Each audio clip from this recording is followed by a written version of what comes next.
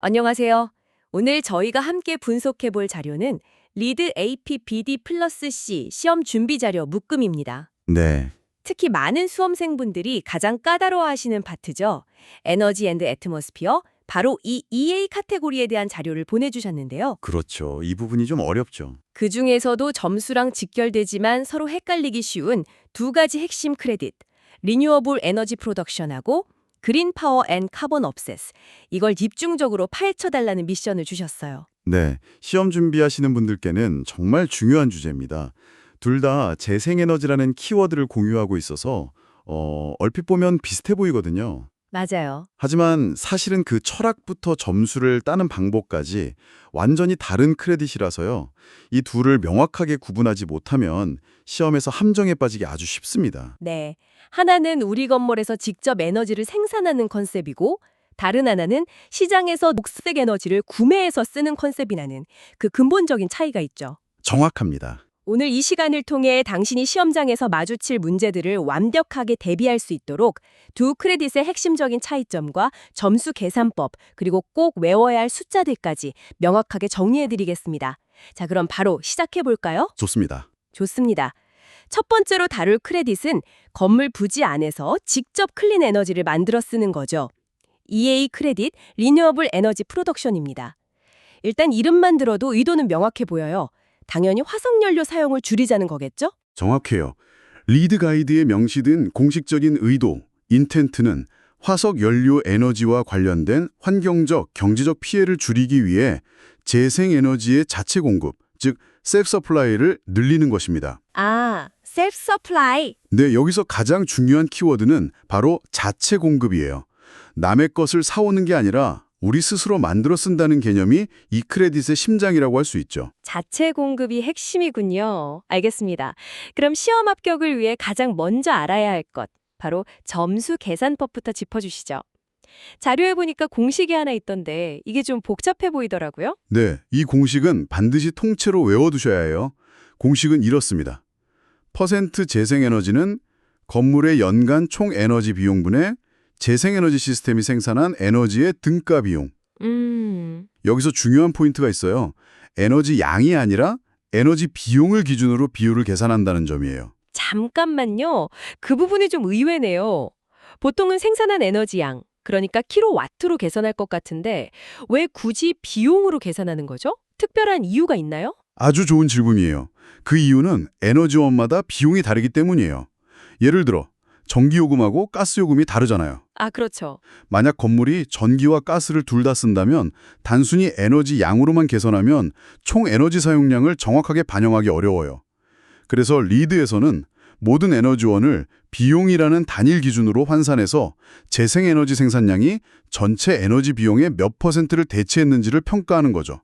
이게 더 공정한 비교 방식이라고 보는 겁니다. 아하, 그런 깊은 뜻이 있었군요. 이해됐어요. 그럼 공식의 분모에 해당하는 건물의 연간 총 에너지 비용은 어떻게 구해야 하나요? 프로젝트마다 상황이 다를 텐데 이 부분을 시험에서 헷갈리게 만들 수 있을 것 같아요. 바로 그 지점이 시험 출제자들이 좋아하는 함정 포인트입니다. 분모를 구하는 방법은 딱 두 가지 경로가 있고 프로젝트가 어떤 길을 선택했느냐에 따라 정해져요. 네. 첫 번째, 만약 당신의 프로젝트가 EA Prerequisite Minimum Energy Performance라는 필수 항목을 통과하기 위해 에너지 시뮬레이션, 즉 옵션 1을 수행했다면 반드시 그 시뮬레이션에서 나온 에너지 비용 데이터를 사용해야 합니다. 다른 데이터를 쓸 수 없어요. 시뮬레이션 했다면 무조건 그 데이터를 써야 한다. 간단하네요. 그럼 시뮬레이션 하지 않은 프로젝트는 어떻게 하죠? 그런 프로젝트들은 보통 규정 준수 경로, 즉 옵션 2나 3를 따르는데요. 이 경우에는 공인된 외부 데이터를 써야 합니다. 바로 미국 에너지부의 상업용 건물 에너지 소비 조사, CBECS 데이터베이스를 사용해서 우리 건물과 비슷한 유형의 평균 에너지 비용을 추정해서 적용해야 해요. CBECS요? 네, 시험에서는 이 프로젝트는 에너지 시뮬레이션을 수행했다, 혹은 규정 준수 경로를 따랐다 같은 단서를 주고 올바른 데이터 소스를 알고 있는지 물어보는 문제가 나올 수 있습니다. 알겠습니다. 계산법을 알았으니 이제 제일 궁금한 것. 그래서 몇 퍼센트를 달성해야 몇 점을 받을 수 있는 건가요? 1점이라도 받으려면 문턱이 높은 편인가요? 생각보다 문턱이 높지는 않아요.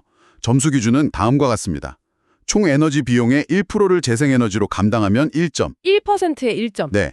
5%를 달성하면 2점, 그리고 10%를 달성하면 3점 만점을 받게 됩니다. 1, 5, 10이네요. 맞습니다.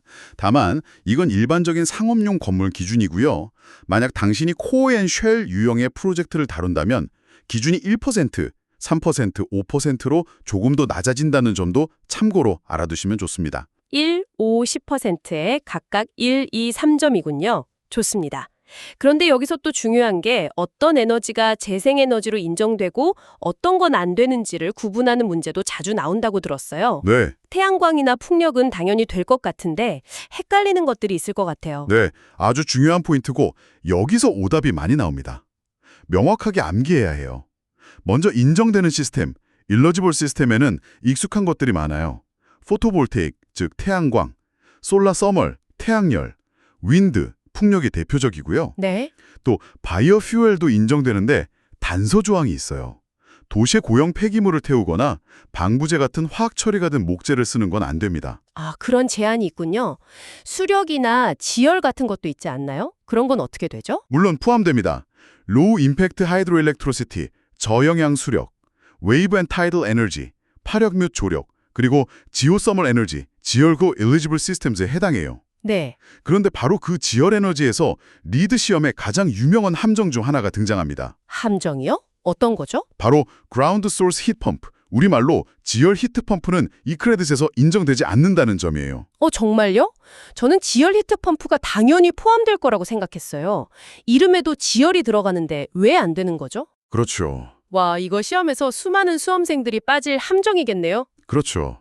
이게 중요한 함정인 이유는 지열 히트 펌프는 땅에서 에너지를 생산하는 발전 시스템이 아니거든요. 아, 땅을 거대한 배터리처럼 사용해서 건물 안의 열을 땅으로 버리거나 아니면 땅의 열을 건물 안으로 가져오는 열 교환 시스템이기 때문이에요. 열 교환. 네, 즉 이건 에너지 효율 기술이지 에너지를 생산하는 기술이 아닌 거죠. 리드는 에너지 효율과 에너지 생산을 명확하게 구분하는데 이 크레딧은 후자에만 집중하는 겁니다. 아, 생산이냐, 효율이냐의 철학적 차이군요. 이제 확실히 이해했어요. 그럼 인정되지 않는 시스템으로 그 지열 히트 펌프 말고 또 대표적인 게 있을까요? 네, 또 하나 중요한 게 바로 패시브 솔라 전략입니다. 예를 들어 건물을 남향으로 배치하거나 자연 채광을 극대화하기 위해 창문을 크게 내는 등의 건축적 디자인 요소들이요. 네네. 이것들도 결과적으로는 화석연료 사용을 줄여주지만 지열 히트펌프와 같은 논리로 에너지를 능동적으로 생산한 것이 아니기 때문에 이 크레딧에서는 인정해주지 않습니다. 그렇군요. 시험에서는 인정되는 시스템들이랑 이 두 가지를 섞어놓고 골라내라는 문제가 아주 자주 출제됩니다. 그 외에 이 크레딧에서 주의해야 할 특별한 규칙이 있다면요? 예를 들어 요즘 많이 보이는 커뮤니티 솔라처럼 우리 부지 바로 위는 아니지만 근처에 있는 발전소를 우리 것처럼 쓰는 경우는 어떻게 되나요? 아주 시의적절한 질문이네요. 세 가지 특별 규칙을 더 기억해야 합니다. 첫째, 말씀하신 솔라가든 또는 커뮤니티 리뉴어블 에너지는 허용됩니다. 아, 되는군요. 네, 단 두 가지 조건이 붙어요. 프로젝트가 그 시스템을 직접 소유하거나 최소 10년짜리 임대 계약을 맺어야 하고요. 10년이요? 네. 그리고 그 시설이 우리 건물과 동일한 전력회사, 그러니까 유틸리티 서비스용 내에 있어야 합니다. 여기서 10년이라는 기간을 꼭 기억하셔야 해요. 10년. 꽤 긴 기간이네요. 그럼 제3자가 소유한 태양광 패널을 우리 건물 옥상에 설치하는 경우도 비슷한 조건이 붙겠네요? 맞습니다. 제3자 소유 시스템의 경우에도 최소 10년의 전력 구매 계약, 즉 PPA가 필요합니다. 그리고 여기에 아주 중요한 조건이 하나 더 붙어요. 그게 뭔가요? 바로 프로젝트 소유주가 그 재생에너지 생산에 따른 모든 환경적 이점, 즉 RECS, Renewable Energy Certificates를 반드시 소유해야 한다는 겁니다. RECS, 재생에너지 인증서요? 그게 세 번째 규칙과도 연결되겠네요. 정확합니다. 세 번째 규칙이 바로 RECS에 관한 거예요. 만약 당신의 프로젝트가 옥상 태양광에서 생산한 전력에 대한 REC를 시장에 팔아버렸다면 이 크레딧 점수를 받을 수 없습니다. 아, 팔면 안 되는군요. 네, 환경적인 가치를 돈 받고 팔아버렸으니 우리 건물의 기여도가 아니라고 보는 거죠. 하지만 예외가 하나 있어요. 만약 팔았던 양과 똑같은 양의 REC를 시장에서 다시 사온다면 그건 인정해 줍니다. 알겠습니다. 직접 생산의 세계가 생각보다 복잡하네요.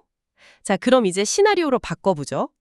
저는 도심 한복판에 있는 고층 빌딩의 세입자라서 옥상에 태양광 패널을 설치할 수가 없어요. 네, 그럴 수 있죠. 그럼 저는 재생에너지를 쓰는 걸 포기해야 할까요? 아마 이런 상황을 위해 두 번째 크레딧이 존재하는 거겠죠? 바로 그겁니다. 그런 프로젝트들을 위한 해결책이 바로 두 번째 크레딧, EA 크레딧, 그린 파워 앤드 카본 업셋입니다. 네. 이 크레딧의 의도는 전력망에서 공급되는 재생에너지 기술과 탄소 저감 프로젝트의 사용을 장려하여 온실가스 배출 감소에 기여하는 것이에요. 핵심은 생산이 아니라 재생에너지 시장에 대한 수요 창출을 통해 시장 전체의 변화를 이끌어내는 데 있습니다. 수요 창출이라 멋진 개념이네요. 그럼 점수를 얻기 위한 기본 조건부터 알려주시죠. 앞선 크레딧처럼 계약 기간 같은 게 중요할 것 같은데요. 네, 여기서도 외워야 할 숫자들이 나옵니다. 세 가지 핵심 요구사항을 기억해야 해요. 첫째, 계약 기간은 최소 5년입니다. 5년이요?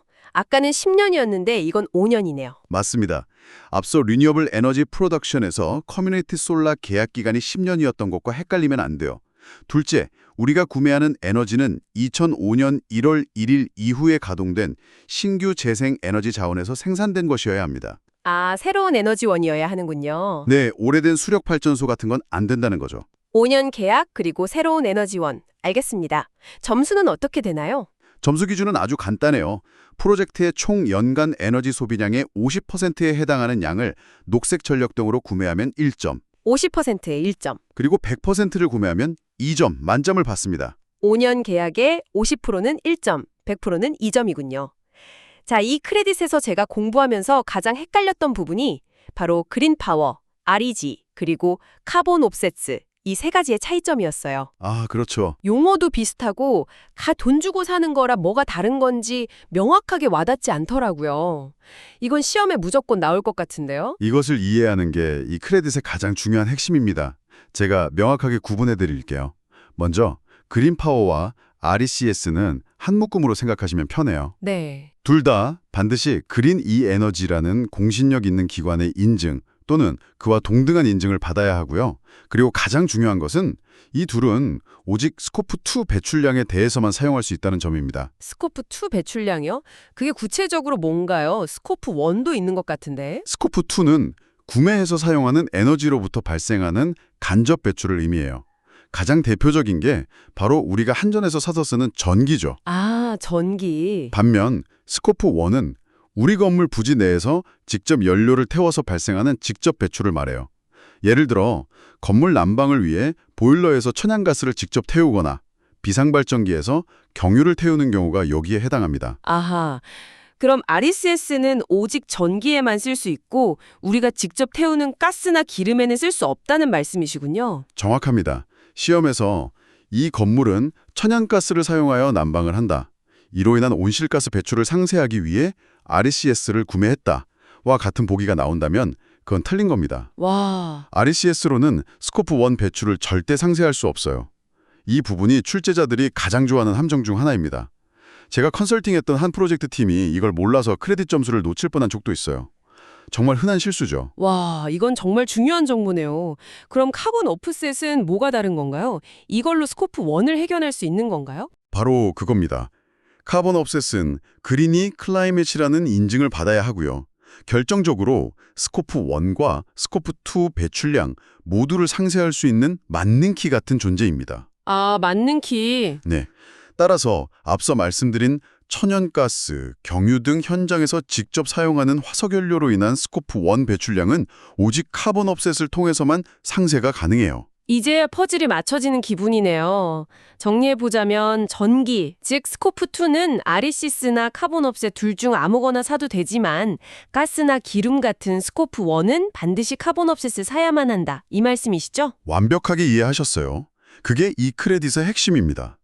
그럼 얼마나 사야 하는지 계산하는 기준은 첫 번째 크레딧과 동일해요. 네. EA 프리레퀴짓에서 에너지 모델링 옵션 1을 했다면 그 결과를 안 했다면 CBECS 데이터를 사용해서 프로젝트의 총 연간 에너지 소비량을 먼저 계산합니다. 그리고 그 계산된 양의 50% 또는 100%에 해당하는 양을 구매하면 되는 거죠. 자, 오늘 리드 AP 시험의 EA 카테고리에서 가장 중요하고 헷갈리는 두 가지 크레딧을 정말 깊이 파고들어 봤습니다. 네. 리뉴어블 에너지 프로덕션은 우리 부지에서 직접 에너지를 생산하는 것. 그래서 자체 공급이 핵심이고 10년 같은 장기 계약을 통해 안정성을 추구한다는 점. 그렇죠. 반면 그린파워 앤 카본 업셋은 시장에서 인증된 상품을 구매해서 수요를 창출하고 특히 RECs와 카본 업셋이 각각 스코프 2와 스코프 1에 어떻게 적용되는지 구분하는 게 핵심이라는 것. 이제 확실히 정리가 되네요. 네. 오늘 논의한 내용들, 특히 각 크레딧의 점수 계산 공식, 1, 5, 10%와 50, 100% 같은 점수 기준 숫자들, 네, 스터들. 그리고 10년과 5년의 계약 기간 차이, 또 지열 히트펌프나 스콥 1, 2 구분 같은 핵심 함정들을 명확히 이해하고 시험장에 들어가신다면 분명 좋은 결과를 얻으실 수 있을 겁니다. 이 부분에서 합격과 불합격의 변별력이 생기기 때문이죠. 오늘 정리해드린 내용이 당신의 시험 합격에 큰 디딤돌이 되기를 진심으로 바랍니다. 마지막으로 시험을 넘어 이런 질문을 한번 던져보고 싶어요. 오, 어떤 질문이죠? 리드는 총 에너지의 10%를 자체 생산하는 고효율 건물과 에너지는 많이 쓰지만 그 에너지의 100%를 녹색 전력으로 구매하는 건물에 비슷한 가치, 즉 2점에서 3점 정도의 점수를 부여합니다. 그렇죠. 과연 어떤 방식이 진정한 지속 가능성에 더 가까울까요? 시장 전체의 변화를 이끄는 것과 우리 건물 자체의 회복 탄력성과 독립성을 높이는 것 사이의 균형점. 시험이 끝난 후 전문가로서 현장에서 마주하게 될 이 흥미로운 질문에 대해 한 번쯤 깊이 생각해 볼 만한 가치가 있을 것 같습니다.